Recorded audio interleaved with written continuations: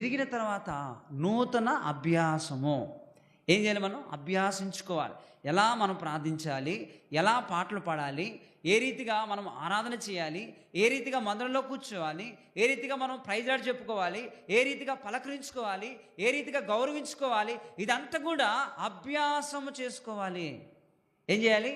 అభ్యాసం చేసుకోవాలి. అసలు వచ్చేది మందిరం దేనికోసం అండి? నేర్చుకోవడానికి, నేర్పించుకోవడానికా? ఎవరికి నేర్పిస్తారు ఇక్కడ? మనం నేర్చుకోవడానికి వచ్చాం ఇక్కడికి. అంటే ఐఆమ్ స్టూడెంట్ అంటే ఎలాంటి వాళ్ళం అంటే, ఒక స్కూల్లో టీచర్ మనకి చెప్తా ఉన్నప్పుడు మనం నేర్చుకోవాలి.